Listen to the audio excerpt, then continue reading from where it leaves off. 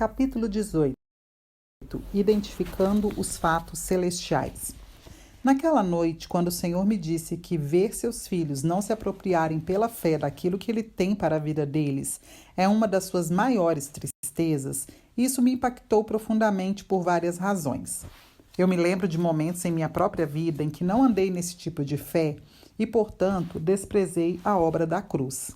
Eu não quero entristecer o Senhor, nem quero desprezar a obra da cruz que custou tanto a Jesus. Não ouso dizer que ando perfeitamente nessa apropriação pela fé agora, mas como Paulo disse, uma coisa faço, esquecendo-me das coisas que para trás ficam, prossigo para o alvo. Como vimos, os fatos celestiais são relativamente fáceis de serem identificados no Novo Testamento. Ou eles estão escritos de determinada forma gramatical, ou usam palavras ou expressões como nele, em Cristo e em Jesus. Compreendendo a gramática bíblica. É impressionante o quanto tendemos a ignorar ou interpretar de forma errada as regras gramaticais mais simples que a maioria das crianças consegue entender. Existe o tempo presente, que significa que uma ação está acontecendo neste momento, no presente. Existe o presente contínuo, que significa que uma ação está acontecendo agora e continuará a acontecer. Depois temos o futuro, que significa que uma ação ainda não aconteceu, mas acontecerá. E por fim temos o passado, que é uma ação que já foi completada no passado, a qual nada pode ser acrescentado ou mudado.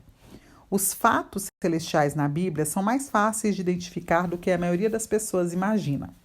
Como eu já disse, eles podem ser descobertos através do tempo verbal, que sempre estará no passado ou talvez até no presente, ou pelas palavras-chave mencionadas acima, mas jamais no futuro. Se estiverem no presente, sempre terão pistas como nele, em Cristo ou através de Cristo. Como estamos em perfeita união com Jesus Cristo por meio da fé na obra consumada da cruz, nós temos tudo o que ele tem, e isso é um fato celestial.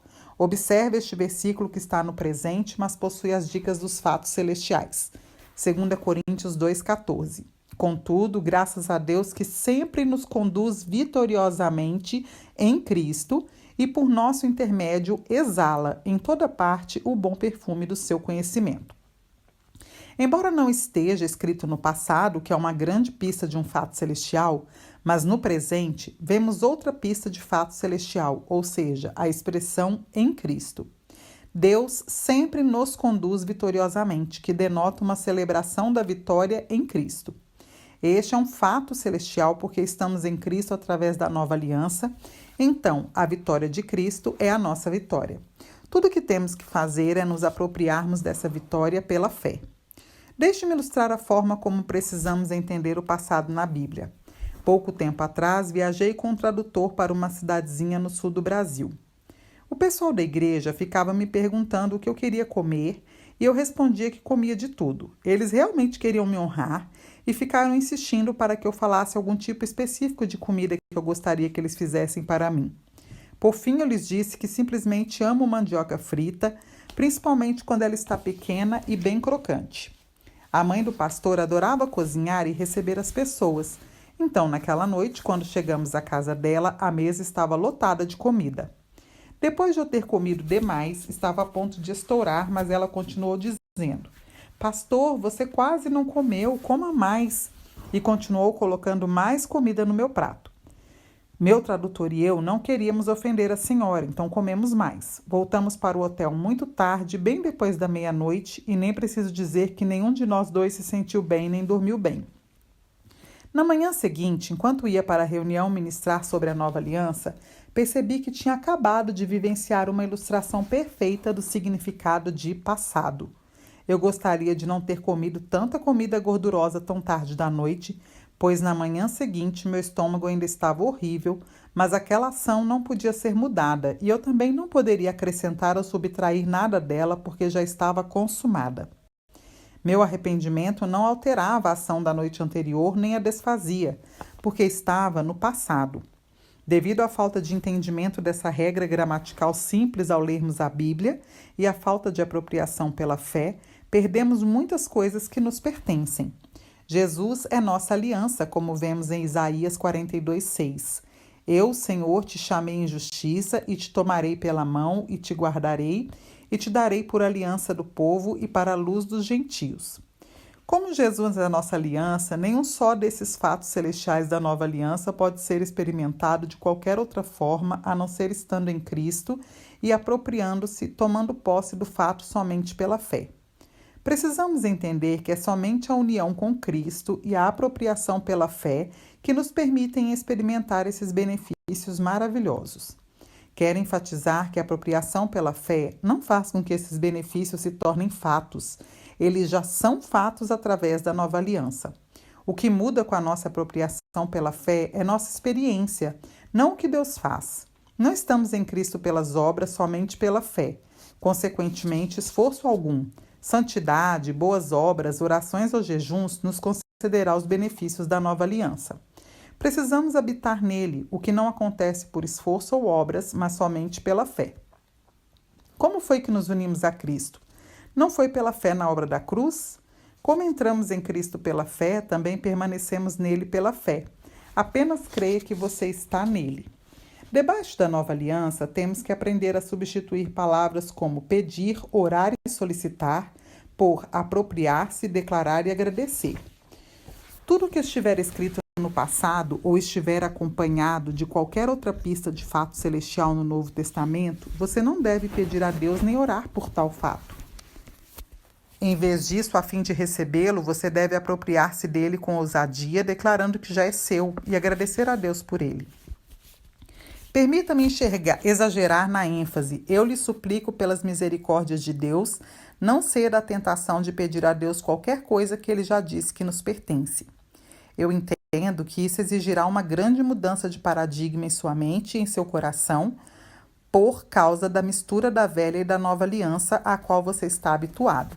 Eu também lhe peço, não interprete nada na Bíblia de nenhuma outra forma a não ser através da afirmação que está em João 19:30, está consumado. O que exatamente significa este último pedido? Significa que em tudo que vivenciarmos ou lermos nas Escrituras, você precisa se fazer a seguinte pergunta: através da sua morte, sepultamento e ressurreição, Jesus pagou pelo que estou vivenciando ou lendo? Jesus pagou pela nossa pobreza ou enfermidade?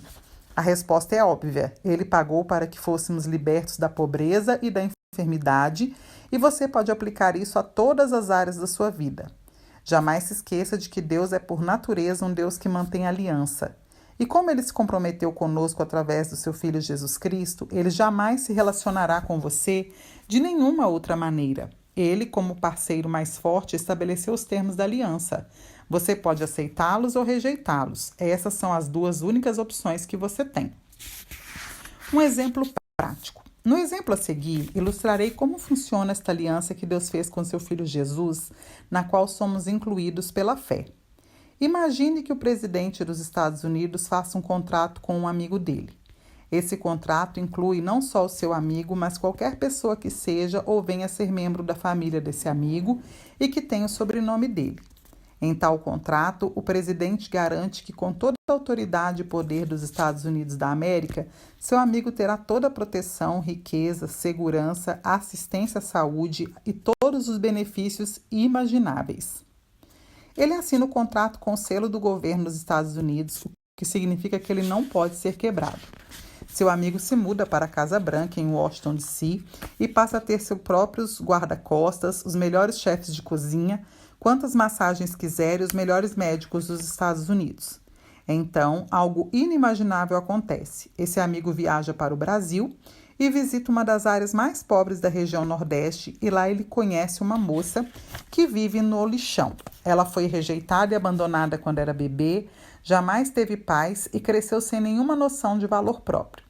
Ele se apaixona por ela e decide casar-se com a moça. Ele a leva de volta aos Estados Unidos na Air Force One, o avião oficial do presidente, leva-a para morar na Casa Branca e lhe diz que ela pode pegar tudo de que precisar. Devido ao seu passado de maus tratos e pobreza, ela se sente totalmente indigna de viver uma vida tão luxuosa e fica com medo de constranger o presidente se pedir coisas boas. Então ela vive reclusa num quartinho da Casa Branca, pobre e doente, simplesmente por não entender o poder desse contrato. Através do casamento, ela se uniu completamente ao amigo do presidente, que tem um contrato com a nação mais poderosa do mundo, e toda a proteção, segurança, riqueza e outros benefícios já estão à disposição dela. Jamais houve um contrato entre os Estados Unidos e ela, apenas entre seu marido e os Estados Unidos, e ela simplesmente se tornou beneficiária ao unir-se a ele. Isso não se parece com a nova aliança? Deus, o Criador do universo, fez uma aliança com seu amado Filho Jesus Cristo e permite que sejamos beneficiários através da nossa união com Jesus. Muitos de nós jamais experimentamos tudo que a nova aliança nos deu porque não entendemos ou não usamos a apropriação pela fé para pegar o que já é nosso por meio da nossa união com Cristo. No próximo capítulo, mostrarei a você os fatos celestiais pelos quais muitos cristãos oram e jamais recebem. O motivo é muito simples. Você não pode receber os fatos celestiais pedindo por eles. Você deve tomar posse deles pela fé. Você simplesmente reconhece que são fatos, ações consumadas no passado, que jamais poderão ser mudadas nem sofrer nenhum acréscimo ou diminuição. Não consigo citar todos os fatos celestiais neste livro, então selecionei apenas alguns muito importantes. Confio que você mesmo pesquisará diligentemente a Bíblia, pedindo ao Espírito Santo que lhe revele outros.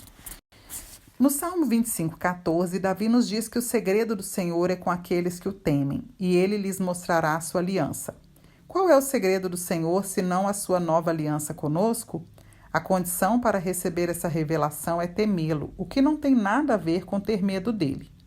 Há 2 versículos bíblicos que ilustram maravilhosamente bem o que significa temer o Senhor na nova aliança.